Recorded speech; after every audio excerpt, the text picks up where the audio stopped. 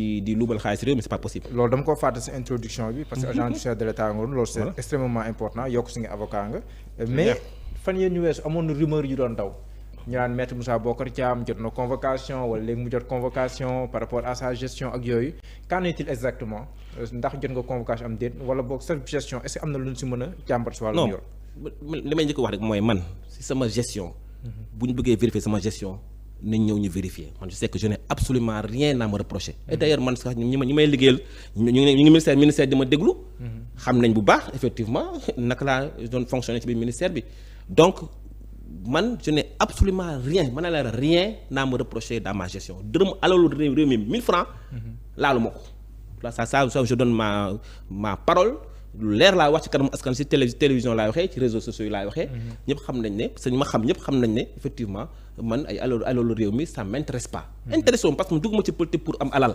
je suis pas de ce genre léegi convocation ñu wax dikk yéeg ak yooyu man ñi ko ñëpp déggee rek noonu laa ko déggee je n'ai aucune information ñi ko ñëpp déggee rek da ngay xëy rek ñu bind sa tur def sa photo ne vous êtes interdit de territoire xaw ma vous êtes convoqué à la DIC xaw ma donc ni ko ñëpp déggee rek laa ko déggee mais je sais qu'effectivement bon je suis un avocat aussi quand même je sais aussi que voilà li ñuy dalal xel yi xam ne un ministre ne peut pas être convoqué par la DIC c'est clair. haute cour de justice rek. non DIC en tout cas mënul convoquer un ministre ça c'est la loi. ah DIC mënul convoquer un ministre. non par exemple lan moo la mën a convoquer. non xam nga. wala haute là cour de aussi c'est important ma préciser. waaw préciser ndax xam nga tu sais dans la justice dans la procédure pénale. corps boo gis. dafa am un minimum pas de protection mais en tout cas de privilège de juridiction. par exemple boo un magistrat est-ce que mën ko convoquer DIC c'est pas possible. un magistrat bu defee benn faute boo xam ne ça n'a rien à voir ak liggéeyam mais il a fait une faute pénale. C'est la cour de discipline comment dirais-je la chambre disciplinaire en tout cas de la cour supérieure du conseil supérieur de la magistrature. moo koy entendre même officiers yi nekk DIC ñoom officiers de police judiciaire nekk DIC. dans le cadre de leur activité bu ñu xëy defee benn faute boo xamante ne c'est une faute pénale. c'est pas je donne un exemple il fait un trafic de drogue par exemple. alors que vous êtes un enquêteur de la DIC un officier de police judiciaire de la DIC ngay liggéeyee.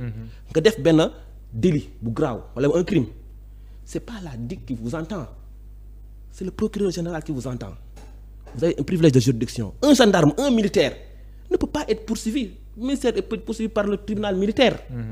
là un gendarme qui fait un délit. un gendarme rek DIC mënu ko entendre c'est ce qu'on appelle la brigade prévôtale une brigade spécialisée mooy entendre les gendarmes s'ils font des fautes dans le cadre de l'exercice de leur fonction ou bien des fautes même hors de leur fonction donc c'est des privilèges de juridiction maintenant à plus forte raison nag un ministre de l'intérieur est-ce qu'un agent de la DIC peut entendre le ministre de l'intérieur qui était le supérieur hiérarchique de son supérieur hiérarchique c'est pas possible donc loolu c'est lu ñu inventé ça existe dans ce pays là depuis 1960 et ça moo nekk suñu texte yi bële moom loolu moo ci nekk donc c'est juste ça mais ça veut pas dire que même mais un député DIC mën na ko entendre comme ça xam nga mënul nekk un député qui est élu dans un département ou dans la liste nationale quelque part il peut pas être entendu par la DIC il faut ñu lever immunité parlementaire am plus fort nag un ministre. léegi lan la war a ko yow il faut que haute cour de justice taxaw ñu soog a xam. non parce que y a une procédure spéciale pour le ministre. parce que quand même juger un ministre c'est pas facile la preuve fekkoon na gars yi amoon nañ lu leer léegi ministre ñu bëri ñu ngi kaso duñ campagne soo gisee kenn demul fenn inquiété wuñ kenn parce que justement y a rien il faut des rapports xanaa rapport yi fekkoon yoo xam ne peut-être ñu wax naan peut-être yooyu kenn poursuivre ko yooyu moom nañ ko génnee poursuivre ñu fekkee amul est-ce que amul prescription d'ailleurs on sait pas au bout de certain nombre d'années il y a plus de prescription mais rapport yi fi nekkoon mais aujourd'hui tey mënoo yow mu nekk ministre su ma décidé poursuivre la il faut des rapports rapport de la cour des comptes te rapport cour des comptes c'est rapport contradictoire c'est pas des rapports simples c'est des expertises et souvent sax cour des comptes pour ñu xam ko aussi cour des comptes souvent sax amul les moyens techniques de faire des rapports sur des ministères dañ koy ñi confier liggéey bi à des cabinets d'audit yi nekk fii Sénégal wala même à l'étranger ñoom la ñuy jël pour ñu dem ci ministère yi liggéey daage pendant des mois génne documents yi génne factures yi génne procédure appel d'offres yi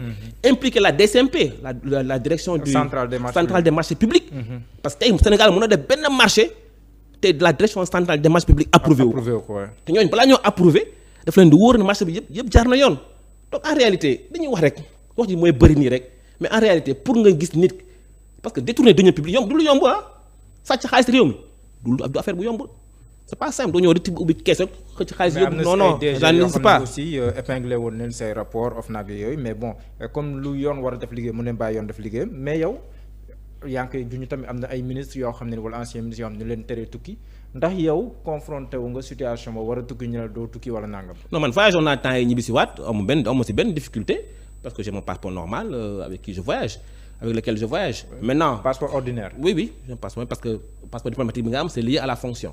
bu nekkee ministre vous avez un passeport diplomatique.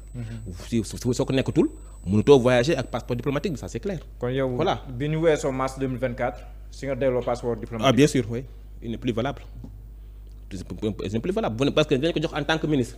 nekkatoo ministre tous les privilèges attachés à la fonction da nga koy perdre. Voilà, c'est normal. C'est normal.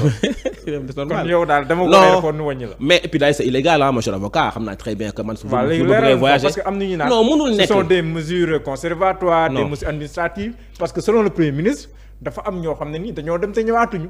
waaw non ba ñenn yi man de mosuma gis dans l'histoire politique du pays du Sénégal. non yéen defoon ngeen ko. ma laaj rek man lay wax yéen defoon ngeen ko ñoom xam la laa bëgg a wax. waaw mais bu nekkee li ngeen wax ni moom c'est illégal 1960 yéen defoon ngeen ko 2012. dañu déggoo léegi de 1960 à 2024. oui je n'ai jamais vu un ministre wala un DG finir ses fonctions et fuir le pays parce que il a peur d'être poursuivi fekkee am nga benn exemple rek jox ma ko Mohamed benn 1960 ba léegi y a plus de 600 ministres fi jaar. mais am nañu y a plus de 1500 DG yi fi jaar. mais am na léegi wax la ma rek kan rek ngeen dégg mës a dégg nguur bi daanu na mu jël ay bagages am ak ay doomam ak mbokkam ndijaayam tantam dajale ñëpp daw génn réew mi. mais yéen seen gouvernement am na ñu siy tudd. non y en a pas non ça n'existe pas. non yéen seen gouvernement am ñu siy tudd ñu ne dem nañ ñëwaatuñu ba tey. non peut-être ni ku nekk am mais quand même les gens sont libres de partir à l'étranger voyager def leen neex seen vie ils sont plus dans les fonctions loolu du question de daw si réew. Par contre li mënul nekk mooy am na loo xam ne mënul nekk. Vous ne pouvez pas interdire à des centaines de personnes de sortir du pays au motif que y a des procédures hypothétiques des procédures yu war a mën a ñëw des rapports yu war a def ak yooyu non quand même loolu c'est un abus loolu voie de fait la te ku si def recours au niveau de la Cour suprême ce qu'on appelle les référés de liberté en 3 jours la Cour suprême va statuer et day lever mesure bi. mais parce que ce n'est même pas notifié. Mais pourquoi c'est difficile voilà manque de notification boobu est-ce que nekkul pour ne pas permettre nga mën a am base booy attaquer mbir. mais abus de droit la mais soxla woo. parce que ku mel ni Madiambal Diagne maa ngi dégg mu naan buy demaat day yóbbaale huissier de justice. mais bien sûr il amène un huissier qui vient constater que gars yi nee nañ ko yóbbu mënoo voyager parce que da nga nekk ci benn fichier interne de la police boo xamante ne vous êtes interdit de sortir du territoire bu fekkee am na loolu huissier bu constater rek en une ligne doy na sëkk boo yóbbee Cour suprême ku yóbbu sa dossier Cour suprême da ngay gagner. Et ça va faire jurisprudence. Mais la ngeen tontu yéen ñi leen di wax ne yéen seen nguur barricade na fi kër Ousmane Sonko pendant 55 jours te du boobu kese sans base légale parce que amul benn këyit boobu da nga ko xoo jox. yéen seen nguur dans le cadre de la CREI bi ngeen faloo yi tamit tere woon ngeen ay nit ñu génn am nañ sax ñoo xam ne nii jaaroon nañ si. waaye léegi kon léegi je veux dire que par exemple non léegi non xam naa ne fi nga jëm nag. est-ce que dana ko waroon def démb mu ne ko war a defaat mais je veux dire. la ngay tontu ñi leen di wax loolu. waaw xam nga loolu mooy la réponse facile. oui. Parce que Sénégal quand même dañoo passé benn étape lañ passé fii en 2024 bi passé. dañoo voté benn régime bu bees. Pourquoi ku nekk am nga sa motif bu tax nga voté. ñii c'est des questions économiques ñii peut-être c'est sur les droits de l'homme ñii peut-être yi ngay wax ni injustice yi ngay wax ni ñoom lañ sentir defuñu ko ñii peut-être ils ont keneen nañ ko lañ bëggal pouvoir bi ñeneen ñu peut-être ils en ont marre ils veulent changer vraiment de régime ku nekk ak sa raison mais kon mën nga nangu ne kon jamono ju mu koy def c'était illégal jamono non mënoo wax loolu c'est au cas par cas. D'accord. C'est au cas par cas. mais cas bu nekk ak situation. Oui. Je crois que Sonko si je m'abuse au moment où il était barricadé il était déjà condamné il était déjà condamné. Il s'agit d'appliquer la mesure oui si il s'agit d'appliquer la mesure ou de ne pas appliquer la mesure. Non boobu condamné guñu ko. Si il était condamné. non boobu dans le fait Adji Sarr moom barricade nañ ko bien avant le 1er juin bi ñu koy condamné définitivement dans le mais 1er juin mais il a été barricadé 50 jours même après 55 jours mais xam nga ay séquences yu bari la. Voilà non en tout cas il faut dire dans tous les cas yoo xam ne c'était avant sa condamnation. Dans tous les cas de figure moom il a des avocats. Si les mesures là étaient illégales ils avaient les moyens de faire des procédures pour teggi ko. Parce que ça état mu boo neexee teg la lu ko neex. Après yow nga utiliser sa moyen de voie c'est pourquoi la justice est là j'aime bien mon ami Gadiaga qui dit qu'il y a pas d'alternative à la justice et il a parfaitement raison. Badara Gadiaga ñu ngi koy nuyu bu baax parce que il a raison. Fii lu fi mënti xew régime bu ko neexee mu teg lu ko neex ci les hommes politiques wala ci sénégalais wala journalistes yeeg. wala ñu nekk ci ñi wax daal en tout cas. na def lu ko neex mais la justice est là pour trancher. la justice est là pour régler ces problèmes là. léegi mais munoo wax ne vraiment loolu amoon na fi donc bu ñu ko defee grawul non c'est grave. c'est extrêmement grave non waxuma loolu de. ah c'est grave c'est extrêmement grave. non tontu ñii di wax loolu. ñii di wax ne que yéen doon ngeen def mais loolu du tontu yéen daa nga def nii man tam def naa ko. loolu du solution ça veut dire que léegi demain quand Sonko et Diomaye ne seront plus au pouvoir équipe bi bees bi ñëw. ils vont faire la même chose. non. Sénégal dafa dépassé stade boobu et puis d'ailleurs sénégalais yi ils n'aiment pas l'injustice loolu c'est inné en nous ñun supportuñu injustice parce que koo fi xoxatal koo fi tëj kaso même bu dee 24 heures di nga ko may benn capital sympathie boo xamante ne président Abdoulaye Wade disait que bien que la prison c'est une porte vers le palais.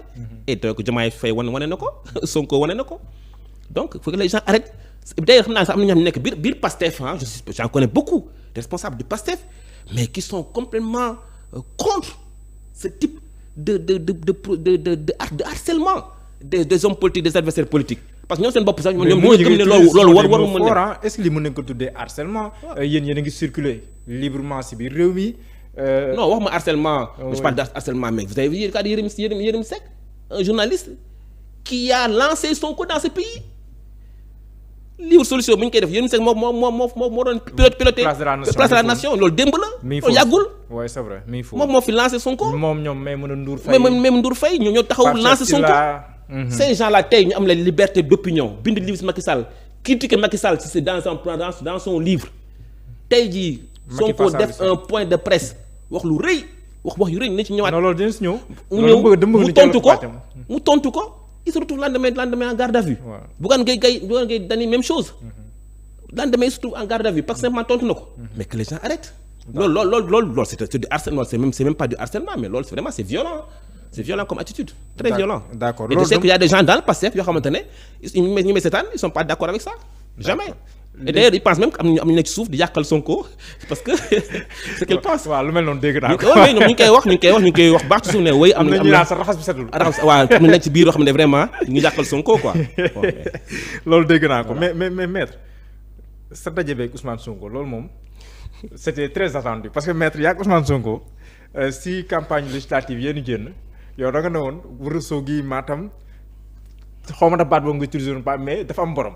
oui titre foncier au président Macky Sall la politiquement ku fay dugg mënoo fa duggee nen ñi nga taxaw war a jàkkaarloo moom si wàllum politique ba sax bu fay dugg tàngoon na lool après Barthélémy Dias jóge Ndakaaru dem foofu ñoom ñu ànd Sonko dafa discours bi mu fa def buy wane tam booloo si réew mi bañ a boot di contexte yooyu mais ñu gis ironie du sort